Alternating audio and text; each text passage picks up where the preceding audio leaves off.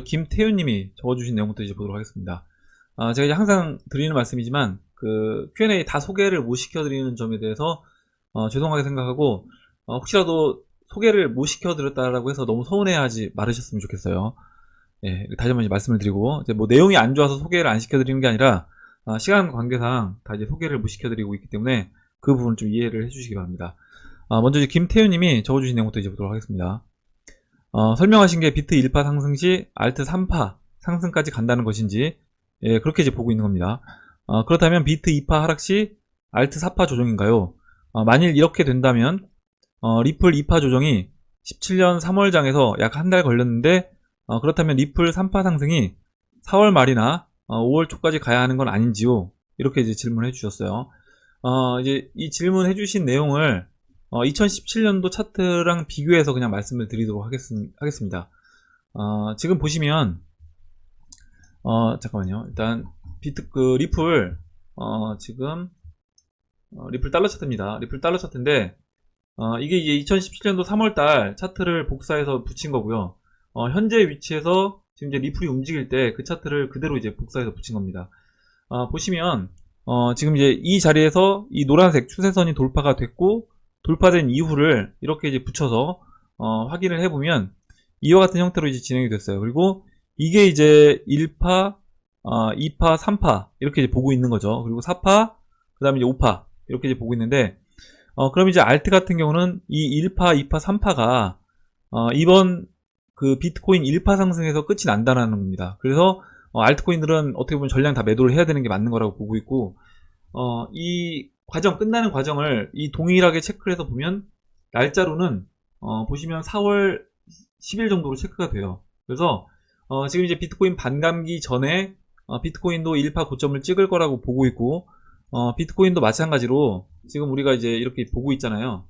이렇게 이제 보고 있는데, 이거를 아까 제가 잠깐 말씀드렸던 것처럼 그대로 이제 복사해서 붙인다라고 하면 물론 뭐 똑같은 형태로 이제 파동이 지금 진행되지는 않습니다. 모양은 약간 달라요. 다른데 어찌됐든 이와 같은 형태로 7,700달러 돌파하고 지금 진행되는 모습이 뭐 이런 식으로 이제 진행이 되고 있다 라고 하면 지금 뭐 3월 말 이런 식으로요. 3월 뭐 말 정도 그러니까 비트코인 반감기 전에 한 달 전쯤 뭐 3월 말쯤에서 이렇게 고점을 뭐 22,000달러든 뭐 24,000달러든 새로운 상단이면 이렇게 고점을 형성하고, 이 고점 형성되는 부분은 아까 이제 박빌부님이 의견 주셨던 것처럼 그 RSI라든가 아니면 이제 에너지 밸류 오실레이터를 이용해서 체크를 하면 될 것 같고요. 결국 이제 비트코인 이 큰 1파 상승하고 비트코인 2파 조정이 될 때, 아까 이제 리플 차트 보셨던 것처럼 리플은 이미, 그러니까 리플뿐만 아니라 다른 알트코인 다 마찬가지입니다. 다른 알트코인들은 이미 이제 이 1파부터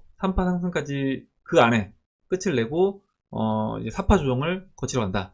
그래서 4파 조정 거칠 때 그 비트코인은 그때 이제 3파 상승이 되는, 그러니까 물론 4파 조정은 비트코인 2파 조정하고 같이 진행이 될 겁니다. 같이 진행이 되는데 비트코인은 2파 조정을 끝내고 먼저 상승해서 3파 상승을 이어 나갈 거고, 나머지 알트코인들은 비트코인 3파가 진행이 될 때 계속해서 그냥 4파 조정 중에 있는 것이고, 그 다음에 이제 비트코인이 3파, 4파, 5파까지 마지막으로 최종적으로 진행을 하고, 그때 이제 알트코인들이 마지막 이때 5파 상승 나왔던 것처럼 이런 식으로 알트코인들도 5파 상승을 마지막으로 해주고 시장은 조정 국면으로 들어갈 거라고 봅니다. 이렇게 말씀을 드리고, 일단 마지막에 물어보셨던 리플 2파 조정이 2017년 3월장에서 약 한 달이 걸렸는데 3파 상승이 4월 말이나 5월 초까지 가야 되는 거 아니냐? 이거는 물론 이렇게 갈 수도 있습니다. 갈 수도 있는데, 일단 2017년도 차트를 그대로 이제 복사해서 붙였을 때는 비트코인 상승이 반감기 전에 뭐 한 달 전에 어느 정도 완성이 된다라고 하면 알트코인들도 그때쯤 맞춰서 비트코인 고점 맞춰서 같이 3파를 마무리하고 조정 국면으로, 물론 차이는 종목별로 차이는 날 수 있습니다. 근데 다 조정 국면으로 같이 들어갈 거라고 이제 보고 있어요. 이렇게 이제 말씀을 드리고, 다음으로 간지규야님하고, 그 다음에 이제 아르야미님하고, 신민선님, 이 세 분이 비슷한 질문을 해주셨는데, 먼저 이제 간지규야님이 이야기 해주신 게 뭐냐면요. 이렇게 대량 매도하는 리플사와 공동 창업자를 뚫고 리플이 큰 상승을 할 수 있을지 의문이 듭니다. 이 내용이고요. 이제 이 기사가 나와서 아마 이 부분을 이야기를 해주신 것 같고, 아로야미님이 이제 써주신 내용을 이제 읽어보겠습니다. XRP 뉴스 보며 생각해봤습니다. 주식으로 보면 전환사채 발행하는 회사처럼 끝없이 매도 물량이 넘치는 것은 분명한 문제라고 봅니다. 근데 뭐 끝이 없진 않죠. 계속 뭐 끝은 있습니다. 끝은 있고, 우량 주식이겠죠. 우량 주식인 삼성전자는 유무상 증자는 물론이고 전환사채도 전혀 없습니다. 반면 코스닥의 중소형 주식들은 끝없이 전환사채를 발행하고 가끔 세력들이 전환된 주식을 팔기 위해 작전을 끌어들여 고점에서 던지고 주가는 다시 저점을 갱신합니다. XRP를 보면 왠지 코스닥 부실주들이 떠오릅니다. 비트코인은 80%가 채굴이 끝나고 반감기를 기점으로 점진적 물량 감소로 희소성 증가합니다. 이더리움도 포스 전환을 목표로 향후 희소성을 증가시킵니다. XRP가 사업 확장을 이유로 끝없이 물량을 시장에 풀고 아직도 시장에 풀어야 할 근데 이 끝없이는 아니에요. 끝없이는 아니고 어찌됐든 정해져 있습니다. 정해져 있는 양이 풀리는 거고요. 그리고 이 풀리는 양에 대해서도 제가 지난번에 물론 이제 가능성이긴 하지만 뭐 아직 공식적인 뭐 발표는 없지만 그 550억 개 물량이 일정 부분 한 곳으로 한 번에 넘어갈 가능성도 있다. 이 부분도 이제 말씀을 드렸습니다. 그리고 뭐 이게 뭐 아까 이제 기업 비교해서 이야기를 해주셨지만 결국 그 기업들이 그 돈을 가지고 일을 제대로 하고 있다라고 하면 문제될 건 없다라고 봐요. 근데 문제는 뭐냐면 그 돈을 가지고 뭐 잡주처럼 코스닥 잡주처럼 일을 제대로 하지 않으면서 만약에 그런 돈만 사용을 하고 있다라고 하면 그때는 이제 문제가 될 수 있겠죠. 근데 지금 리플사 같은 경우는 실제 일을 계속해서 하고 있고 생태계가 확장되고 있고 그 ODL 또 이제 거래량 증가하고 있는 게 눈에 보입니다. 그래서 그런 부분을 본다라고 하면 저는 이제 그 부분이 크게 문제되지 않는다 이렇게 생각을 해요. 이 이야기는 계속해서 이제 몇 차례 이야기를 드렸습니다.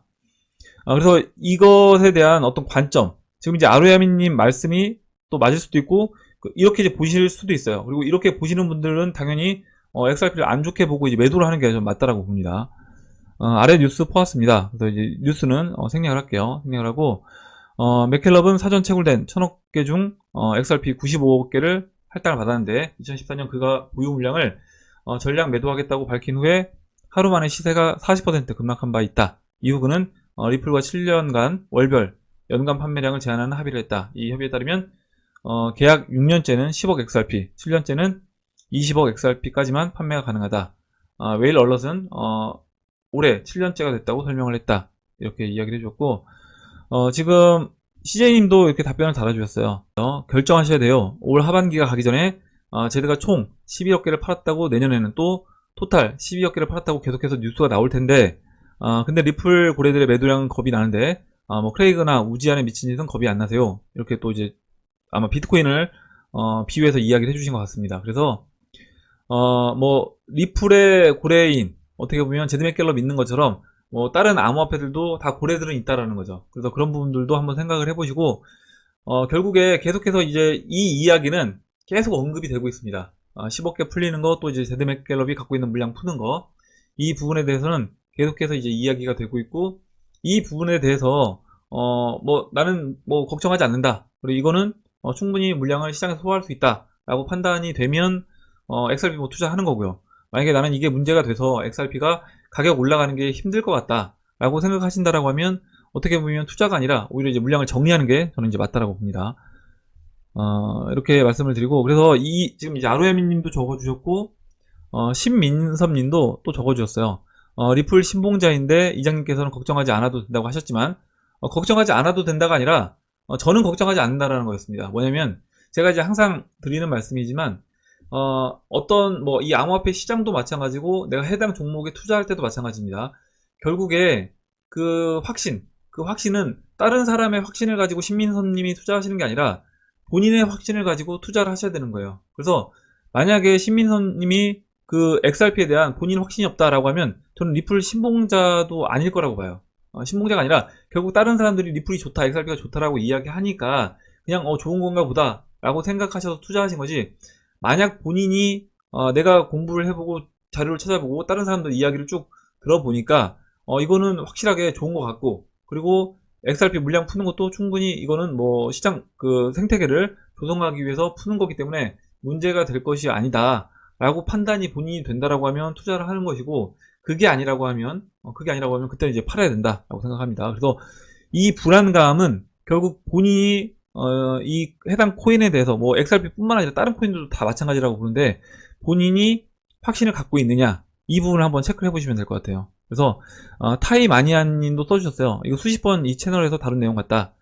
그리고 어차피 갈 때 되면 간다라고 보고 있고 상승 전에 물량 문제 한 번 더 부각시키는 것일 수도 있다라고 이야기를 해줬고 CJ님도 15개씩 던지는 물량 때문에 불안하다면 리플 신봉자라고 말할 수 없겠죠? 라고 해주셨는데 저도 이제 동일합니다. 그래서 리플 신봉자라고 이야기를 하려면 본인이 그것에 대한 확신이 있어야 된다는 거죠. 근데 내가 이거 가지고 누구 한마디에 휘둘릴 정도라고 하면 이거는 신봉자가 아니다 라고 생각을 합니다. 저도 그리고 리플 신봉자가 되든 아니든 불안감이 없다면 투자는 아니다. 불안감을 이제 극복하느냐 아니냐의 문제다. 그리고 이 극복하는 거는 결국에 이제 공부를 통해서 이 암호화폐 시장 그리고 해당 종목의 공부를 통해서 저는 이제 극복이 가능하다. 만약에 극복이 안 된다라고 하면 그리고 걱정이 된다라고 하면 그때는 정리를 해야 된다라고 생각합니다. 매도를 해서 내가 확실히 공부한 다음에 이거는 괜찮겠다라고 생각하는 그게 이제 비트라고 하면 비트, 그게 이더리움이라고 하면 이더리움으로 가야 된다라고 생각을 해요. 만약에 암호화폐 시장 전체를 못 믿겠다라고 하면 이제 아예 다른 시장으로 가야 되는 거겠죠. 그리고 이제 올데이 오커님도 불안감이 심하면 버리고 다른 거 타는 게 답이죠.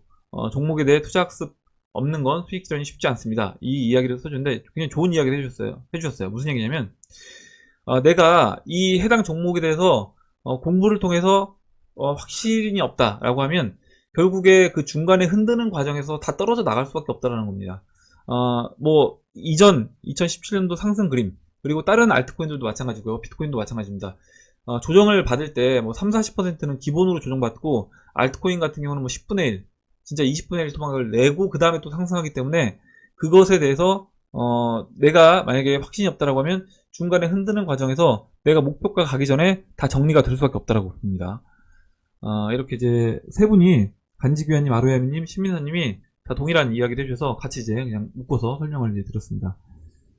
다음으로 큰 부기영아님이 천산갑이 이번에 우한폐렴 원인일 수 있다고 나왔는데 19년 잡지에 나왔네요. 이렇게 적어주셨고 저도 이제 이거 보면서 되게 신기했는데 이 천삼갑 관련해서 약간 그 뭐죠? 아르마딜로 닮았는데 이 천산갑 천산갑이 아르마딜로인지는 전 정확하게 모르겠습니다. 근데 이 천산갑 이 동물이 이번에 우한폐렴의 원인일 수 있다. 이게 뭐 99% 확률적으로 좀 높다. 원인이 될 확률이 높다. 이렇게 이야기를 하는 기사를 봤습니다. 그래서 근데 이제 이게 결국 2019년도 이코노미스트 잡지에 나왔던 이 표지 잡지 모델이고 이제 올해가 2020년이잖아요. 그래서 이 부분이 저도 이제 이거 잡지 표지를 봤었는데 이때 볼 때만 하더라도 이 동물이 왜 여기 있을까 이 부분을 이제 생각했었어요. 근데 아마 그 세력 입장에서 봤을 때 결국 그들이 원하는 뭐 인구 감소,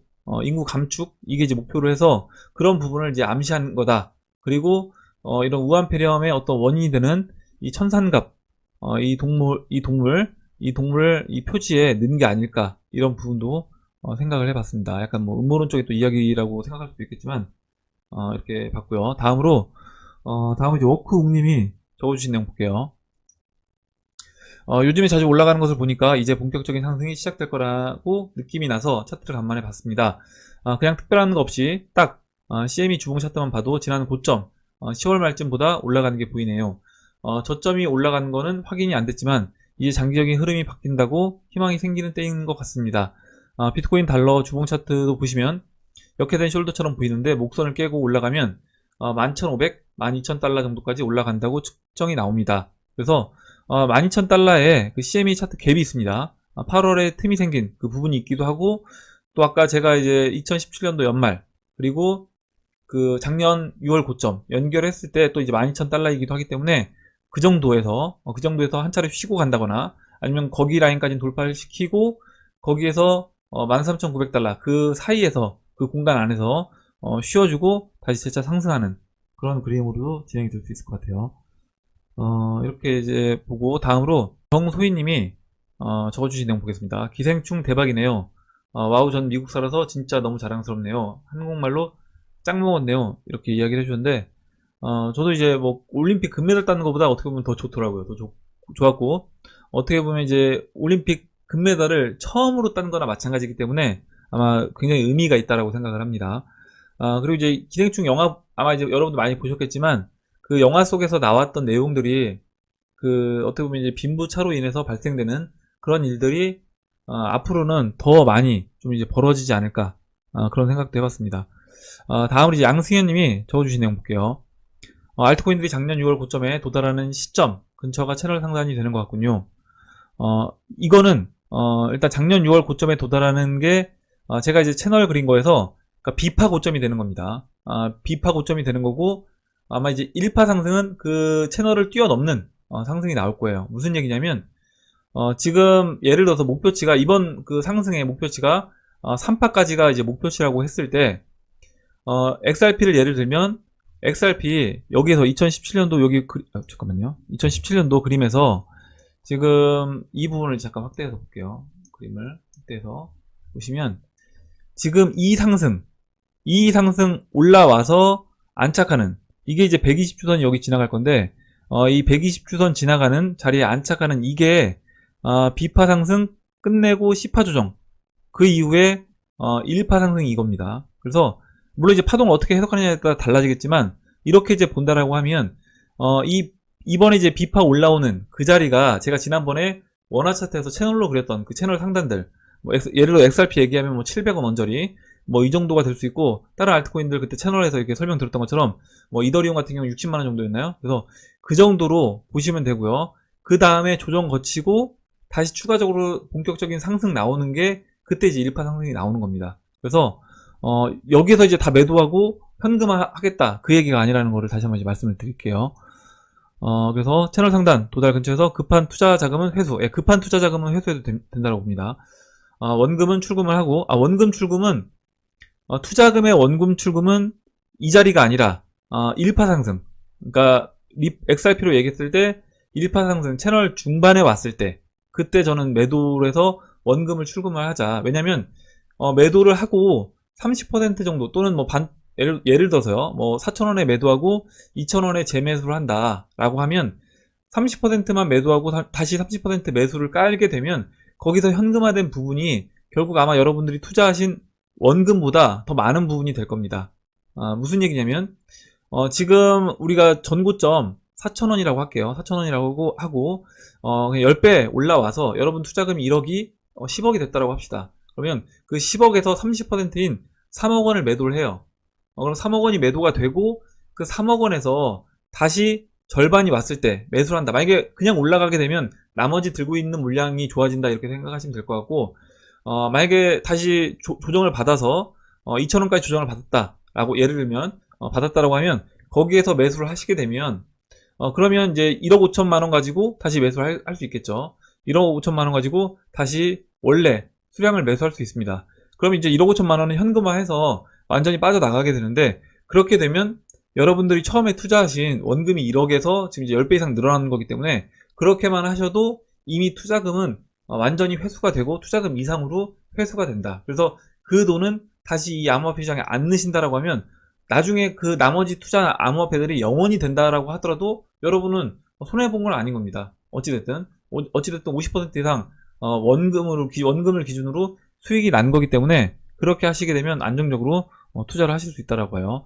그래서 지금 이 부분을 양세현님 약간 수정을 좀 해드려야 될 것 같아서 채널 중반 그래서 이제 XRP로 이야기했을 때 이게 이제 B파, C파, 1파 상승이 지난 전고점 오는 겁니다. 이번에 이렇게 이제 보시면 될 것 같아요. 그래서 이번 상승 이게 이번 올라오는 이게 3.3달러 올라오는 게 이게 이제 1파 상승입니다.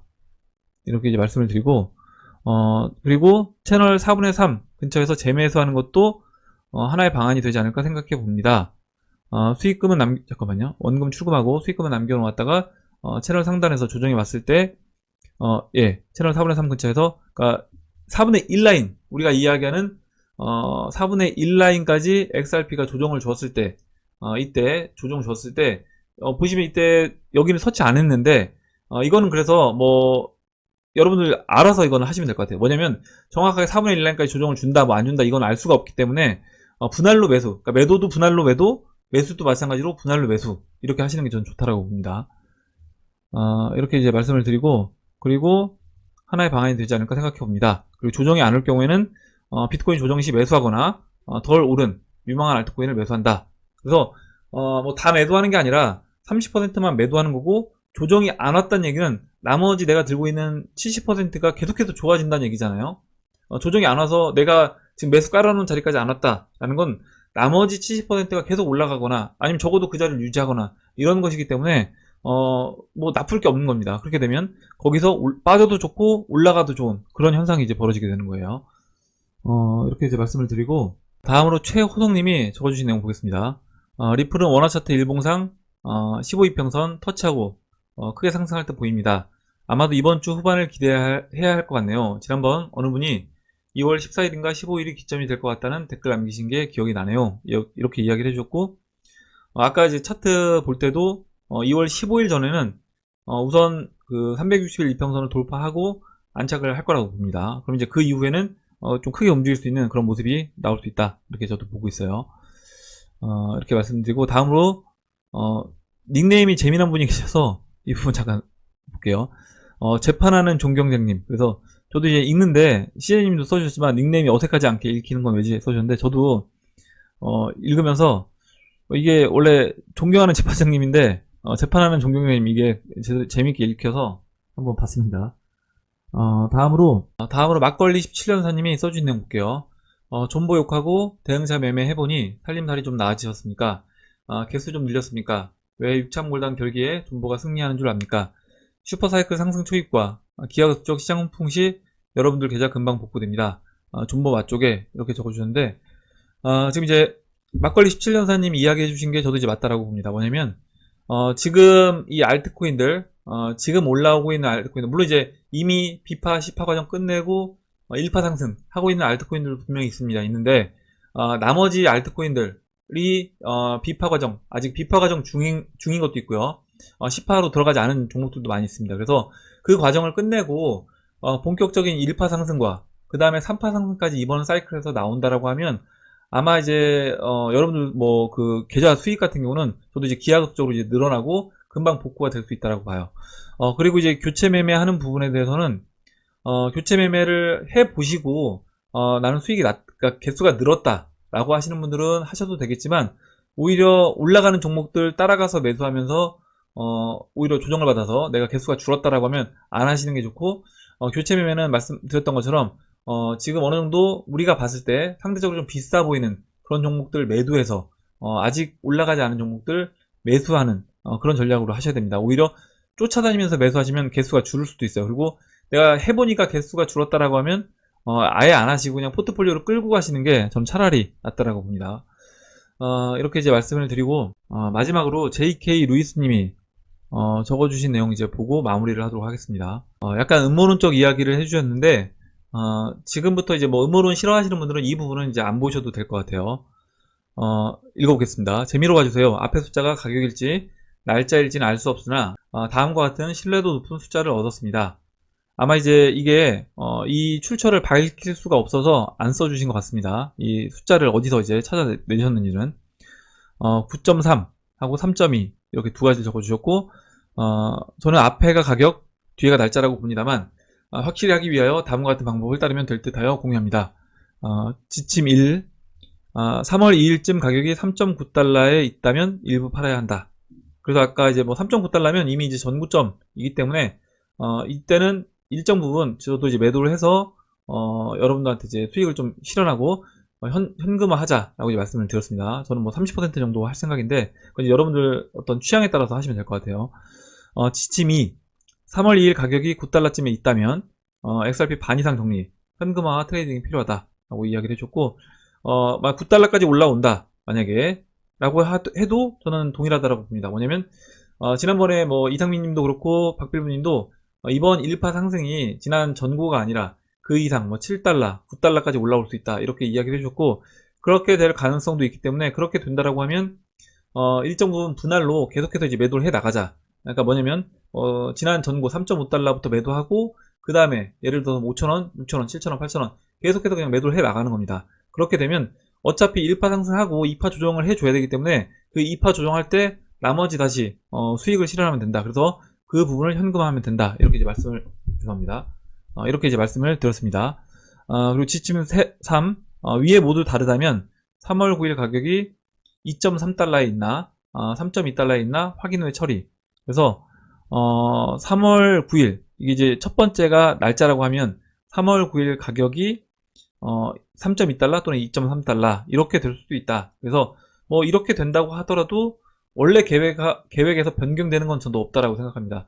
지금 이제 JK 루이스님이 이 두 가지 숫자를 주시고 세 가지 지침을 이야기해 주셨는데 우리가 이제 원래 이야기했던 채널 중반 근처에서 매도, 분할 매도 그리고 거기서 추가적으로 올라와도 또 분할 매도해 나가는 거 그리고 조정을 받으면 다시 매수 이 부분은 동일한 관점에서 진행을 하면 될 것 같아요.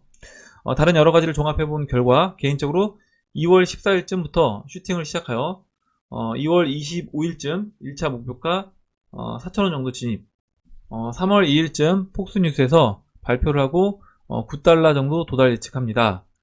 틀리면 앞으로 수수께끼 놀이는 안 할립니다. 이렇게 써주셨는데 참고해 봅시다 적어주셨고 뭐 재미로 봐달라고 처음에 이야기해 주셨던 것처럼 저도 재미로 그냥 봐주시면 될 것 같고 뭐 지금 JK 루이스님이 여러 가지 이제 이야기를 해주셨지만 그리고 또 재미로 이제 봐달라고 이야기해 주셨지만 실제 2017년도 차트 움직임으로 봤을 때 어느 정도 시간적으로도 이제 비슷한 시간에 움직일 수 있는 가능성이 있는 부분이기 때문에 저도 이제 그렇게 이제 원래 우리가 계획했던 대로 대응을 하면 될 거라고 봅니다. 예, 오늘 여기까지 하고 이제 마무리하도록 할게요. 오늘 나온 얘기 중에 여러분들 궁금하신 내용, 같이 이야기하고 싶은 의견, 정보 있으시면 올려주시면 같이 이야기해보는 시간을 가져보도록 하겠습니다. 댓글 남겨주신 패밀리 여러분 감사드리고 끝까지 영상 시청해주신 패밀리 여러분 감사합니다. 그럼 이상으로 영상을 마치도록 하고 영상이 도움이 되셨다면 좋아요, 구독 버튼 그리고 알림종 버튼을 눌러주세요. 감사합니다.